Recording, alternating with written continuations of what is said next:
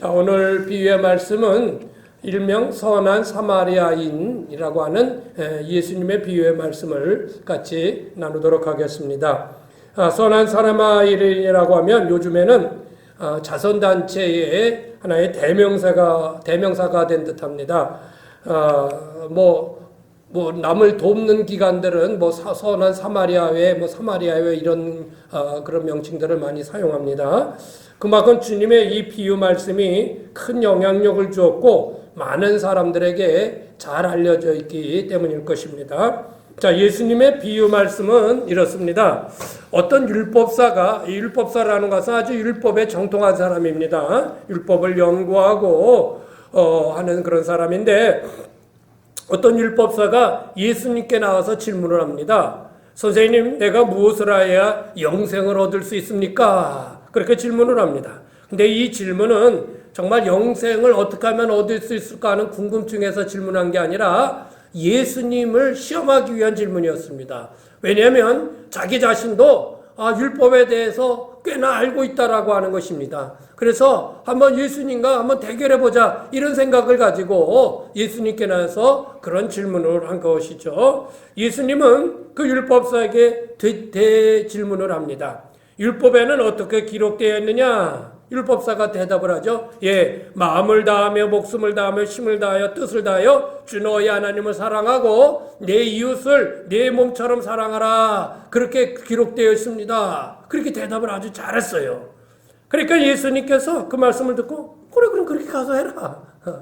그렇게 대답을 해주신 거예요. 그러니까는 또 자기 자신을 좀 더 잘 보이려고 하는지 또 자기 자신을 드러내려고 하는지 그럼 내 이웃은 누굽니까? 이렇게 예수님에게 질문을 하는 것이죠. 그랬을 때 예수님께서 오늘 이 사마리아인에 관한 강도 만난 어떤 사람과 이 사마리아인에 관한 이 비유를 해주신 것입니다. 자, 어떤 사람이 예루살렘에서 여리고로 이렇게 내려가는데 예루살렘은 좀 높습니다. 여리고는 저 밑에 이렇게 낮은 지역입니다. 자, 그 여리고로 이렇게 내려가다가 그만 이 계곡을 이렇게 가게 돼 있는데 이 계곡에서 그만 강도를 만난 것입니다. 그래서 있는 짐 다 뺏기고 얼마나 그냥 두들겨 맞는지 온몸에 피가 막 나고 막 그렇습니다. 거의 다 죽게 됐어요. 그런데 그 길을 누가 지나갔냐면 제사장이 지나가는 것입니다. 근데 제사장이 도와줘야 될 거 아니에요? 그런데 그냥 보더니 그냥 지나가 버리는 거예요. 자, 제사장은 아주 당시에 제사를 드리는 이스라엘 그 유대교회의 가장 큰 위치에 있는 높은 위치에 있는 사람이라고 할 수 있죠. 오늘날로 말하면 목사님들 그 이상일 거예요. 중요한 무슨 총회장이나 감독이나 그렇게 될까요? 어떻든 자, 그렇게 그냥 지나가 버리는 거예요. 자, 그런데 그 다음으로는 누가 지나가면 레위인이 지나갔습니다. 이 레위인은 누구냐면 성전에서 거룩히 봉사하는 사람들입니다. 그래서 성전에서 찬양단을 하고 또 성전의 모든 기구들을 잘 관리하고 성전 안에서 그렇게 거룩한 일들을 담당하는 이들이 레위인이었는데 그럼 거룩한 사람이잖아요. 그러면 당연히 강도 만난 사람을 도와줘야 되는데 역시 그냥 씩 지나가 버리는 것입니다. 그런데 그것을 누가 지나가게 됐냐면 정말 그 유대인들이 짐승처럼 여기는 아주 그냥 천하게 여기고 상종조차 안 하는 사마리아인이 거기를 지나가다가 그 사람을 만난 것입니다. 그래서 그를 일으켜 세우고 다친 곳을 싸매주고 또 그 다음에 포도주를 걸려 발렸다는 것은 치료를 해줬다는 거예요. 알코올 성분이 있으니까 이렇게 치료도 해주고 그리고 그를 이제 마을에 태워서 그를 이제 주막까지 데리고 간 겁니다. 그래서 주막에서 그 주막의 주인에게 이 사람을 잘 돌봐주십시오 하면서 2달란트를 주고 2데나리온을 주고 잘 돌봐달라고 그러고 저는 어디를 갔다 와야 되니까 갔다가 다시 올 테니까 돈이 더 들었으면 그때 내가 돈을 또 주겠노라고 그렇게 하고 그를 돌봐준 거예요. 그런 이야기를 예수님이 한 겁니다. 그리고 마지막으로 예수님이 묻습니다. 그 율법사에게. 자, 이 세 사람 중에 누가 강도 만난 자의 이웃이겠느냐? 누가 이웃이겠어요? 뻔하죠. 세 번째 사마리아 사람이잖아요. 예, 그 세 번째 사마리아 사람입니다. 그래? 그럼 너도 가서 그렇게 해라. 그리고 끝입니다. 예.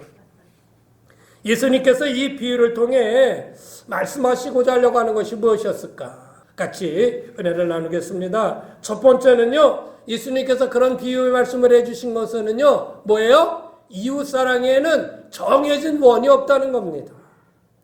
예? 예수님에게 질문한 율법사는 정통 유대인입니다. 이들에게 있어서 당신의 이웃이 누구요? 하면 아주 분명하게 답을 합니다. 유대인들에게 당신 이웃을 얘기해봐라. 그럼 아주 정확해요. 그것은 뭐니까 원을 그려놓습니다. 원을 그려놓고 그 원 안에 들어온 사람들이 자기네들의 이웃입니다. 자기의 이웃입니다. 자, 그럼 그 원에 들어와 있는 사람은 누굴까요? 그 원의 가장 중심은 먼저 자기 자신입니다. 그리고는 직계의 가족입니다. 조금 더 나가서는 친척입니다. 그리고 또 나가서는 유대민족, 유대교를 섬기는 유대민족입니다. 그 외에는 없습니다.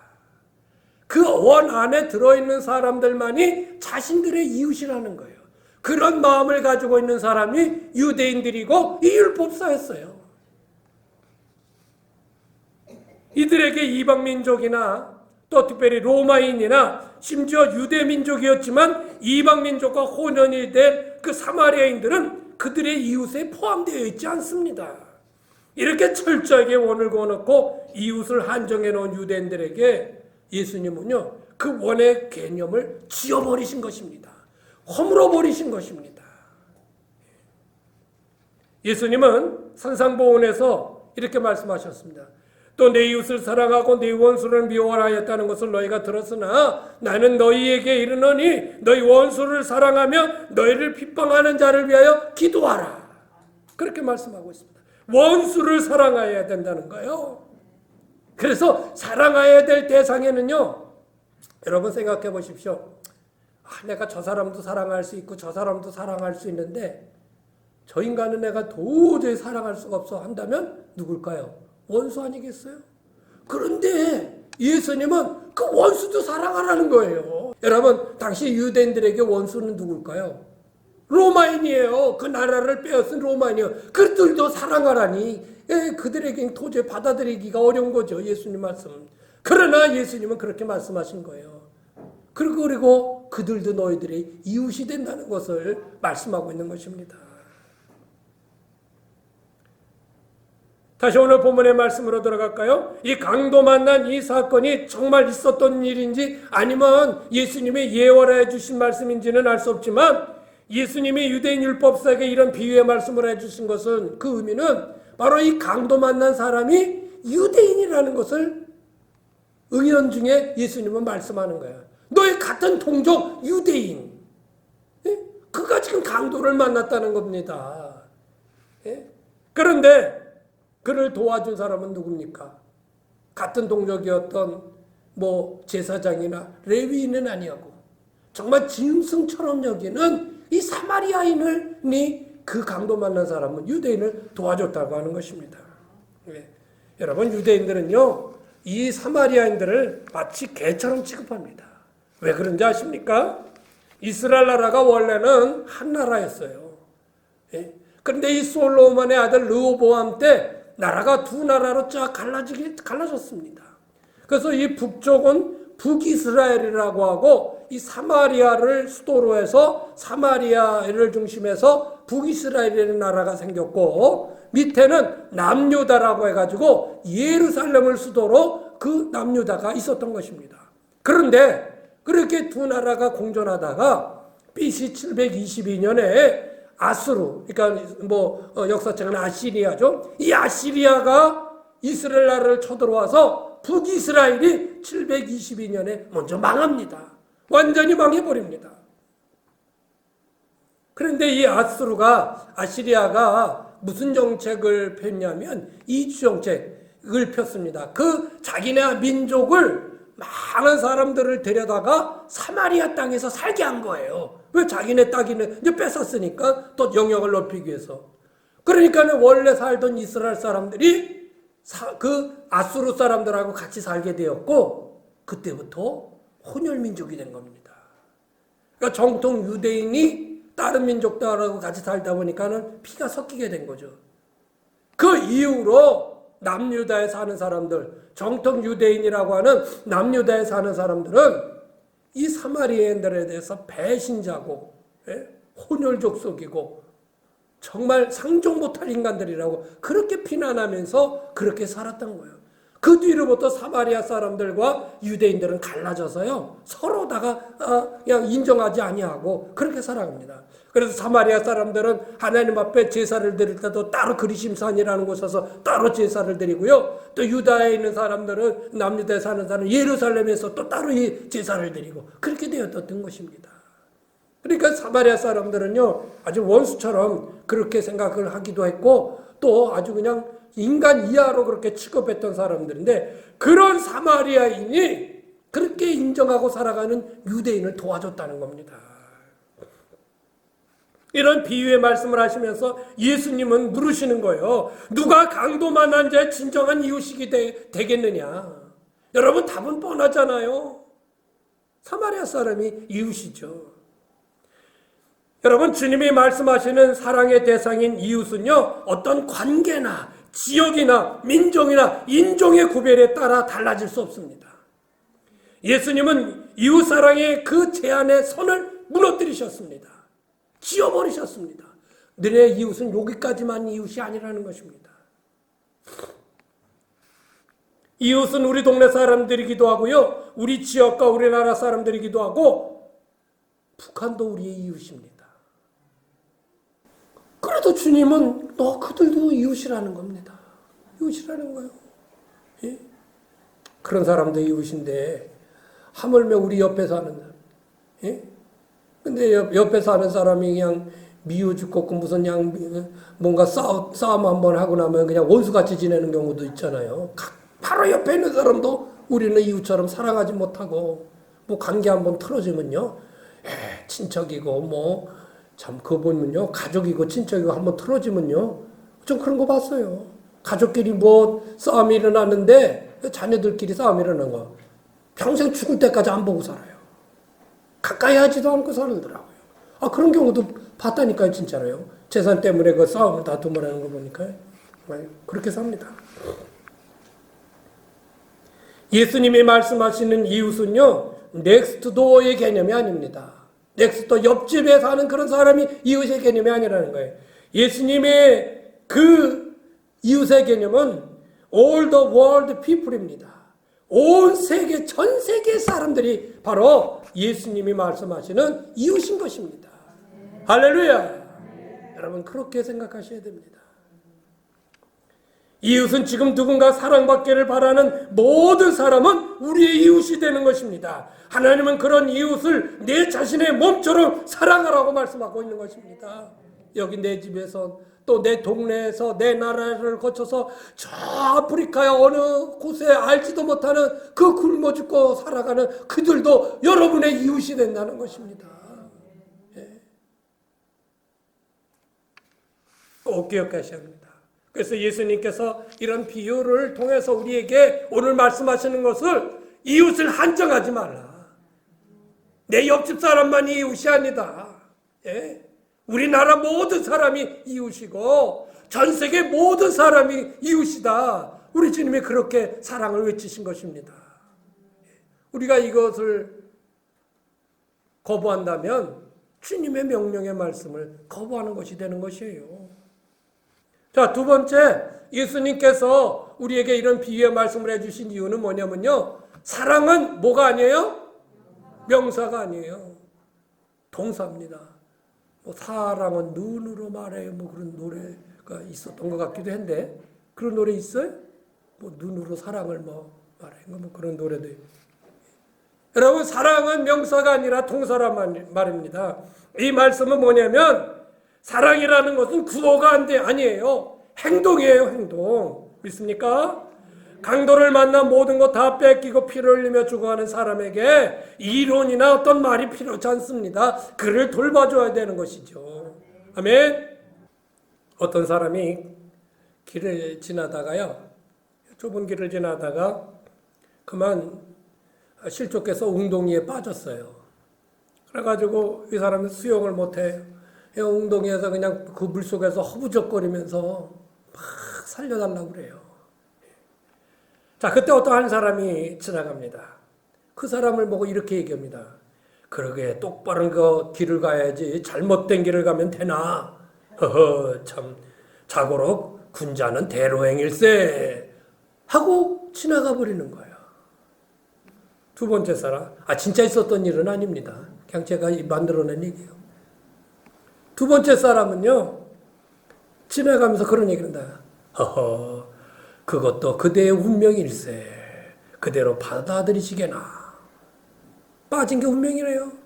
그러고 지나가 버려요. 이렇게 얘기하는 사람들도 있어요. 뭐 상황은 똑같지 않지만. 세 번째 사람이 지나갔어요. 그러면서 그 애가 큰 소리를 했습니다. 일단 팔을 벌리세요. 팔을 벌리고 다리를 흔드세요. 사람은 근본적으로 부력이 있기 때문에 뜹니다. 그러면 살 수 있습니다. 빨리 해보세요. 그리고 그가 나올 수 있는 방법을 가르쳐 줍니다. 그러나 여전히 그 사람은 그 밑으로 그냥 빠져들어갑니다. 네 번째 사람이 거기를 지나갑니다.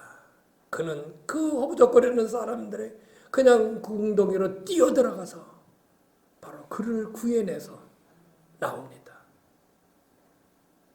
예수님이 이런 것입니다. 예수님은 이게 옳다 저게 옳다 하시지 않았습니다. 예? 이렇게 해야 너희들이 살 수 있다. 이것이 인간의 생명이다. 저것이 이렇게 사는 게 인간의 일 말씀하지 않아요. 예수님 직접 자기 자신이 십자가에 달려 못 박히셔서 직접 우리를 구원하신 것이죠. 예? 지금 당장 물에 빠져 죽어가는 사람에게 사서삼경이 뭐가 필요합니까? 인생의 운명이 뭐가 필요합니까? 수영하는 방법을 아무리 가르쳐준들 무엇이 소용이 있습니까? 예? 아무 소용없습니다. 내가 능력이 있으면 물로 뛰어들어가야 하고요. 그럴 능력이 없으면 얼른 어떤 줄이라도 던져주고 모래도 던져줘서 그를 구해내야죠. 그런 행동을 해야죠. 예, 그것이 옳은 것이죠. 이웃사랑은 다른 어떤 것들이 필요한 것이 아니고 지금 사랑이 요구되는 그곳에 바로 행동이 필요하다는 것입니다. 행동. 사랑이 말로 하는 구호라면 말로만 하는 것이라면 이 세상에서 제일 쉬운 것은 사랑일 겁니다. 사마리아인은 바로 강도 맞는 자를 일으켜 세우고 피가 나는 상처를 싸매주고 치료해주고 그리고 그를 주막으로 데려가서 주막의 그 주인에게 돈을 주면서 2데나리온을 주면서 또 내가 어디 갔다 와서 돈 더 들으면 내가 더 주겠다고. 그거 무슨 상관이 있습니까? 사마리아인과 그 강도 만난 사람이 무슨 상관이 있습니까?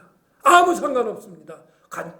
친척 관계도 안 되고요. 또 더군다나 유대인이고 이 사마리아인을 원수처럼 여기는 그런 사람들인데 그럼에도 불구하고 그렇게 했던 것입니다. 예수님의 형제 야고보는요, 그의 서신 야고보서에서 믿음과 행함에 대해서 다음과 같은 이해의 말씀을 들어주었습니다. 우리 한번 이 말씀을 같이 보세요. 야고보서 2장 14절에서 17절인데 14절 시작. 내 형제들아 만일 사람이 믿음이 있노라 하고 행함이 없으면 무슨 유익이 있으리요? 그 믿음이 능히 자기를 구원하겠느냐? 나는 믿음 좋아. 그런데 실질적으로 행함이 없으면 행하는 것이 없으면 그 믿음이 무슨 소용이겠느냐? 그렇게 말씀하고 있는 것입니다. 예? 믿음 있는 자는 뭐도 있어야 된다? 행함도 있어야 된다는 거예요. 그러면서 아주 재미있는 예를 하나 들어줘요. 15절 만일 형제나 자매가 헐벗고 일용할 양식이 없는데 누가 지금 그냥 헐벗고 지금 굶어요. 그래가지고 거의 아사 직전에 이르렀어요. 그랬을 때 어떻게 해요? 16절 시작. 너희 중에 누구든지 그 얘기를 하면 평안히 가라. 덥게 하라. 왜 그렇게 옷을 못 입어서 왜 이렇게 춥게 입어서 좀 더 덥게 입어. 누구는 덥게 입을 게 있어서 안 입어요? 추운 날에 덥게 입을 옷이 없는 거죠. 좀 배부르게 먹어. 왜 이렇게 굶어서 그래? 누구는 배부르기 싫어요? 배부르게 먹을 것이 없단 말이에요. 그런데 그에게 그런 말을 한단 말이죠. 자, 그 몸에 시작. 그 몸에 쓸 것을 주지 아니하면 무슨 유익이 있으리요? 무슨 유익이 있으리요? 예. 계속해서요. 17절 시작. 이와 같이 행함이 없는 믿음은 그 자체가 죽은 것이니라. 이렇게 행함이 없는 것은 그건 믿음이 없는 사람이라는 것이죠. 믿음이 없는 것이라는 거예요. 그래서요, 여러분, 저는 그런 생각을 가져요. 일단은 주자. 일단은 모두 주자. 예. 내가 누군가를 줄 수 있다는 거는 내가 그것도 얼마나 복인가. 주자. 예전에 그 젊은 시절에 저는 아주 다른 사람들한테 사기를 좀 많이 당했어요. 예? 그냥 이렇게 막 그냥 가다가 내가 되게 선하게 생겼는지 나를 만나면 어디를 왔는데 지갑을 다 잊어버려가지고 갈 돈이 없다고. 그래서 뒤져보니까는 진짜 5천 원이에요. 그때는 방 월세가 3만 원이었는데 한 달 제 용돈이 한 5천 원이나 되나 1만 원도 안 됐어요. 예. 예. 그거 어떻게 해요? 그러니 탈탈 터니까 그거를 줬죠. 고맙다고. 주소를 적어달래요. 주소는. 그래서 주소는 내가 반드시 붙인다고. 그래서 주소까지도 또 적어줬어요. 오긴 뭘 와요. 한 번은 어떤 사람이 그냥 또 와가지고 굶어가지고 옷도 저기서 일로 오시라고 그래서 내가 집에 가서 내가 입던 옷도 주었어요. 그런데 제가 이제 그때 교회 금요일 날인데 이제 철야기도에 가야 될 때 제가 지금 교회를 가야 되는데 당신 여기 어디 잘 데 없고 그러면 여기서 그냥 자라고. 그러니까 그런 말까지 해요. 자기를 뭐를 보고 그렇게 믿니에요. 그런 말에서 이 사람 선한 사람이다. 괜찮다고. 훔쳐갈 것도 없었어요. 옷도 주고 돈도 있는 거 다 털어줬단 말이에요. 예? 그 역시 무슨 내가 꼭 와서 갚은다고. 한 30년 지났는데 아직도 안 와요. 그죠? 30년이 뭐요? 예? 86년도 얘기니까 지금 몇 년 지난 거예요. 한 번은 교회 한없어요. 교회 앉았는데 제 아내하고 같이 어떤 여자가 남자가 가가지고 무슨 애 분유도 먹일 값이 없다 그래가지고 분유 값다 그래가지고 분유 주고 자기 첼로가 하나 있는데 이걸 팔으면 나중에 갚을 수 있다라고 얘기하고. 맞아. 여러분, 근데 여전히 제가 이런저런 그런 거를 당하면서도 제 마음속엔 그래요. 그러니까 그걸 쉽게 생각하잖아요. 그래, 나는 내 할 일 한 거고. 심지어는 그래, 속이는 놈이 나쁜 놈이지 속는 놈이 나쁜 놈이 그런 생각까지도 하고. 여러분, 그냥 다 주세요. 괜찮아요. 저 뭔가 필요한 사람이 있거든. 그냥 줘요. 우리 주님은 다 주고 나중에 자기 몸까지 주고 자기 피 다 내주셨잖아요. 예? 줘요. 괜찮아요. 줘요. 줄 수 있는 게 정말 복된 거예요. 예? 그냥 움켜잡지 마시고요. 좀 주세요. 아셨죠? 예. 우리 옆에 분 보면서 주면서 삽시다. 시작. 괜찮아요. 그냥 있으면 그냥 하나 맛있는 거 있으면 주고 하나 좀 생긴 거 있으면 2개 생겼으면 하나 주고 난 하나만 갖고. 예. 우리 호박도 여기다 심어놨는데 누가 호박도 따가더라고요. 보니까. 그래 따가라. 필요해서 따가겠지. 예. 저쪽에 뒤에다 호박 심어놨더니 그것도 따가더라고요. 그래 필요하면 따가라. 예. 못 떠나. 여러분, 사랑은 철저하게 행동하는 것입니다. 예, 줄 수 있는 한 주세요. 그것은 지금 뭔가 필요한 이들에게 그 필요를 공급해주는 행동이고, 이것은 예수님은 이웃사랑이라고 말씀하신 것입니다. 아멘. 주세요. 예. 자, 세 번째는 뭘까요? 시작. 하나님 사랑과 이웃 사랑은 따로 떨어져 있는 게 아니에요. 하나예요. 하나. 예. 오늘 말씀, 예수님의 비유 말씀이 나오게 된 첫 시작이 무엇입니까? 그것은 어떤 율법서가 예수님에게 영생을 얻기 위해서 어떻게 해야 하냐고 물어본 것이었습니다. 그런데 나중에는 이웃이 누구냐로 방향이 전환된 것이죠. 다시 처음으로 돌아가서 영생은 어떻게 얻을 수 있냐는 질문에 예수님은 성경에 기록된 말씀이 뭐냐고 물어보십니다. 성경에 뭐라고 기록됐냐면 그것은 한마디로 하나님 사랑, 이웃 사랑입니다. 하나님 사랑, 이웃 사랑. 하나님 사랑은 그 안에 뭐 여러 내용들이 또 포함되어 있죠. 목숨을 다하고 힘을 다하고 뜻을 다하고 뭐 하는 그런 사용이 첨부되어 있습니다. 그러나 결론은 하나님 사랑인 거예요. 또 이웃 사랑도 뭐 이웃을 내 몸처럼 사랑하라, 내 몸처럼 사랑하라는 말씀이 그 안에 들어가 있지만 결국 이웃 사랑입니다. 이것이 영생의 조건이라고 그렇게 성경에 예수님은 말씀하고 있고 그 율법사도 그렇게 알고 있었던 거예요. 물론 여러분 여기 뭐 사랑하는 게 영생을 얻을 수 있다는 말이 아닙니다. 예? 좀 이따 영생은 무엇에 의해서 얻을 수 있는가 그것도 좀 이따 더 말씀드리고요. 그런데 이런 명제에 꼭 의문을 가진 사람들이 있습니다. 그것은 뭐냐면 그러면 하나님은 사랑하고 이웃을 사랑하지 아니하면 영생을 얻지 못하는 것입니까? 라고 생각을 하고 그렇게 질문하는 사람들이 꼭 있어요. 예, 꼭 있어요. 여러분, 여러분에게 묻습니다. 하나님은 사랑하고 이웃은 사랑하지 못하면 영생을 얻을 수 있을까요? 없을까요? 다시요. 하나님은 열심히 사랑해요. 그런데 이웃은 사랑하지 못해요. 이 사람 영생을 얻을 수 있을까요? 없을까요? 있다? 없다? 난 하나님 열심히 예수님 믿고 열심히 살았는데 이웃은 사랑하지 못해 지옥 갑니까? 근데 여기 하나님 사랑, 이웃 사랑 하지 못하면은 영생 얻지 못한다는데, 예? 그러면 하나님 이웃을 사랑해야만 천국 갑니까? 아니요. 뭐요? 예?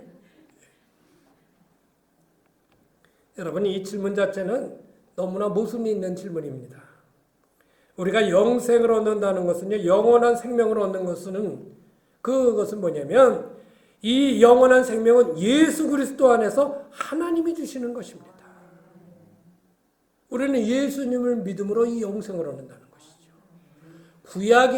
구약에는 그것은 하나님 사랑이라고 하나님을 믿는 것 자체가 하나님을 사랑하는 거예요. 예? 그러니까 구약이나 신약이나 믿음으로 하나님 나라 영생에 이르는 건 똑같아요. 구약은 하나님을 믿는 것이고 신약은 그 하나님의 모습을 가지고 이 땅에 오신 예수 그리스도를 믿는 그 믿음이 여러분들을 구원하는 거예요. 그리고 그것에 대한 구체적인 우리의 삶의 모습들은 사랑이라는 것으로 나타나게 돼 있다는 말이에요. 그러면 구원을 얻었다는 말은 구원을 얻은 사람은 영생을 얻은 사람은 당연히 사랑을 베풀며 살게끔 돼 있다는 거예요. 당연성인 거예요. 당연성. 이거냐 저거냐 이것과 저거 이것이 아니라 예수 믿고 구원받은 영생을 얻은 사람은 당연히 그의 모습 속에서 이 사랑하는 모습을 나타내 보여주면서 살게 돼 있단 말이에요. 예. 우리가 구원 얻었다는 게 무슨 뭐 이마에다가 구원, 영생 써놓고 다니는 사람이 있습니까? 여러분 아무리 제가 여러분의 이마를 봐도 구원이라고 써있는 사람은 아무도 없습니다. 영생이라고 써있는 사람은 그럼 뭐예요? 결국은 우리의 삶의 모습들을 통하여 그것이 나타날 수밖에 없는 것입니다. 예. 하나님 사랑하는 것의 모습은 이웃사랑으로 나타나게 되어 있습니다. 하나님을 사랑하는 사람이 그 사랑하는 하나님이 그렇게 원하시는 이웃사랑을 행하지 못한다면 그것은 하나님 사랑하는 것은 거짓이라고 얘기할 수밖에 없습니다. 이것은 저의 추론이 아닙니다. 저의 이론이 아닙니다.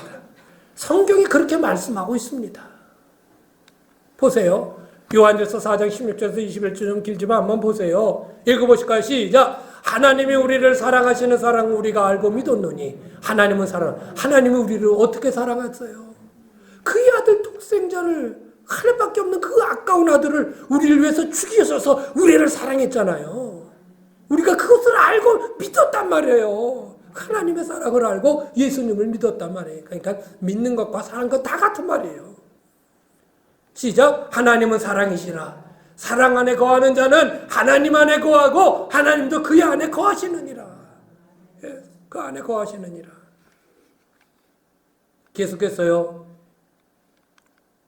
17절 시작. 이로써 사랑이 우리에게 온전히 이루어진 것은 우리가 심판날에 담대함을 가지게 하려 함이니 주께서 그러하심과 같이 우리도 이 세상에서 그러하냐. 심판날에 갔을 때 주님은 뭘 보시냐면 이 땅에서 너가 얼마나 사랑하는 삶을 살았느냐 그걸 주님은 딱 보신단 말이에요. 그것이 곧 하나님은 얼마나 열심히 섬겨 살았냐 그것과 동일하게 하나님은 보신다는 것이죠. 예? 자 19절의 말씀 볼까요? 시작. 우리가 사랑하면 그가 먼저 우리를 사랑하셨습니다. 그가 뭐예요? 하나님이 우리를 먼저 사랑하셨단 말이에요. 20절. 누구든지 하나님을 사랑하노라 하고 그 형제를 미워하면 이는 거짓말하는 자니 보는 바 그 형제를 사랑하지 아니하는 자는 보지는 못하는 바 하나님을 사랑할 수 없느니라. 하나님 사랑한다고요? 자기 눈에 보이는 형제들 그 이웃도 사랑하지 못하면서 하나님 사랑한다고요? 거짓말이다. 거짓말이다. 무슨 말씀인지 아시죠? 예? 그러니까 내가 사랑하며 살아야 된다는 게 얼마나 중요한 거예요. 얼마나 중요한 거예요. 마지막 21절 시작. 우리가 이 계명을 주께 받았나니 하나님을 사랑하는 자는 또한 그 형제를 사랑할지니라. 아멘. 그러니까 하나님 사랑과 형제 사랑은 하나이지 별개가 아니라는 것입니다. 하나님 사랑하는 자는 이웃을 사랑한다는 말인 것입니다. 데살로니가전서 4장 9절 형제 사랑에 관하여는 너에게 쓸 것이 없으면 너희가 친히 하나님의 가르치심을 받아 서로 사랑함이라. 서로 사랑하는 거를 보니까는 하나님 사랑하는 것이구나. 그걸 다 볼 수 있다는 것입니다. 말씀을 마칩니다. 오늘 예수님의 선한 사마리아 사람 비유를 통해서 우리에게 들려주시는 말씀이 무엇인지 함께 나눴습니다. 첫 번째는 뭡니까? 이웃사랑의 한계를 짓는 원은 없다는 것입니다. 서클을 딱 원을 그려놓고 그 안에 들어온 사람만 사랑한다? 아닙니다. 우리 교인들만 사랑한다? 아닙니다. 아닙니다. 다 사랑해야 합니다. 전 세계 누구라도 사랑해야 될 대상입니다. 사랑은 구호가 아니라 실천입니다. 아무리 사랑 말해도 실천하지 아니하면 아무 소용이 없습니다. 하나님 사랑과 이웃 사랑은 하나입니다. 이것을 하고 저것은 안 해도 되는 것이 아니라 하나님을 사랑한다면 당연히 이웃도 사랑한다는 것입니다. 그게 마땅하다는 것이죠.